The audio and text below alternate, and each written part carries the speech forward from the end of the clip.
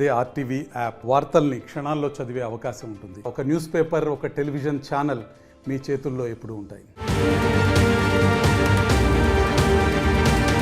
హైదరాబాద్ జూబ్లీహిల్స్ ఎన్నికను రేవంత్ ప్రభుత్వం ప్రతిష్టాత్మకంగా తీసుకుంది. ఆశావాహులు ఎక్కువగా ఉండటంతో అభ్యర్థిని ఖరారు చేయడంలో ఆచితూచి వ్యవహరిస్తుంది. టీఆర్ఎస్ నుంచి మాగంటి గోపీనాథ్ భార్యను అభ్యర్థిగా ప్రకటించింది. మాగంటి సునీతతో పాటు కుటుంబ సభ్యులు ప్రచారం చేసుకుంటున్నారు.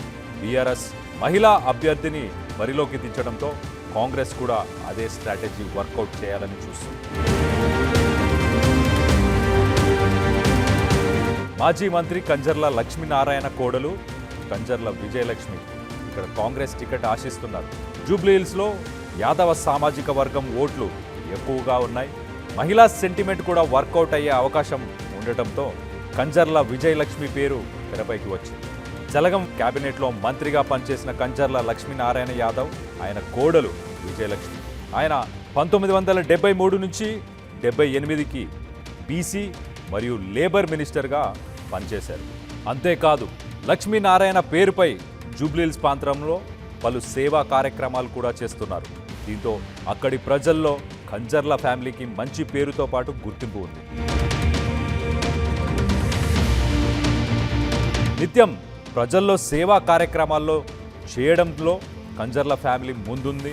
దీంతో తనకు టికెట్ ఇవ్వాలని పార్టీ అధిష్టానాన్ని కోరారు కంజర్ల విజయలక్ష్మి.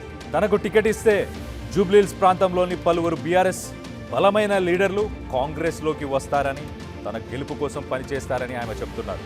యాదవ సామాజిక వర్గం తర్వాత జూబ్లీహిల్స్ ప్రాంతంలో కమ్మ సామాజిక వర్గం ఓటర్లు ఎక్కువగా ఉన్నారు. వారితోనూ తనకు మంచి సంబంధాలు ఉన్నాయని, టికెట్ ఇస్తే తాను గెలుస్తానని పలువురు మంత్రులకు ఆమె చెప్పారు. దీంతో అధిష్టానం కూడా ఆమె పేరును పరిశీలిస్తోందని తెలుస్తుంది. మాజీ ఎంపీ అంజన్ కుమార్ యాదవ్ సైతం తాను పోటీ చేస్తున్నట్లు ప్రకటించుకున్నారు. ఈయన కొడుకు రాజ్యసభ ఎంపీగా ఉన్న నేపథ్యంలో వాళ్ళ కుటుంబానికి మరోసారి అవకాశంపై సందేహాలు వ్యక్తమవుతున్నాయి.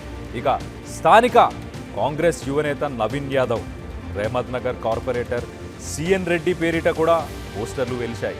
మాజీ మేయర్ బొంతు రామ్మోహన్ భార్య శ్రీదేవి, మాజీ కార్పొరేటర్ మురళీగౌడ్ కూడా టికెట్ ఆశిస్తున్నారు.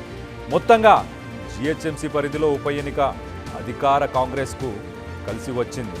ఈ నేపథ్యంలో జూబ్లీహిల్స్ నుంచి పోటీ చేయడానికి ఆశావాహులు పుట్టుకొస్తున్నారు. స్థానికులకే అవకాశం కల్పిస్తామని, బయట వారికి అవకాశం ఉండదని హైదరాబాద్ జిల్లా ఇన్ఛార్జ్ మంత్రి పొన్నం ప్రభాకర్ స్పష్టం చేశారు. దీంతో స్థానిక నేతలు నవీన్ యాదవ్, సిఎన్ రెడ్డి, మురళీగౌడ్, కంజర్ల విజయలక్ష్మికి ఆశలు పెరిగాయి. ఎవరికి వారే టికెట్ కోసం అధిష్టానం వద్ద లాబియింగ్ మొదలుపెట్టారు. తెలుగులో న్యూస్ కి ఫాస్టెస్ట్ యాప్ ఇప్పుడు టోటల్లీ న్యూ అవతార్లో జస్ట్ 5 సెకండ్స్ లో కంప్లీట్ న్యూస్. సోషల్ మీడియాలో ట్రెండ్స్ కి one stop solution. Live TV app voice search option తో ఇప్పుడే డౌన్లోడ్ చేయండి లేదా అప్డేట్ అయిపోండి. యాప్ లింక్ డిస్క్రిప్షన్ లో ఉంది.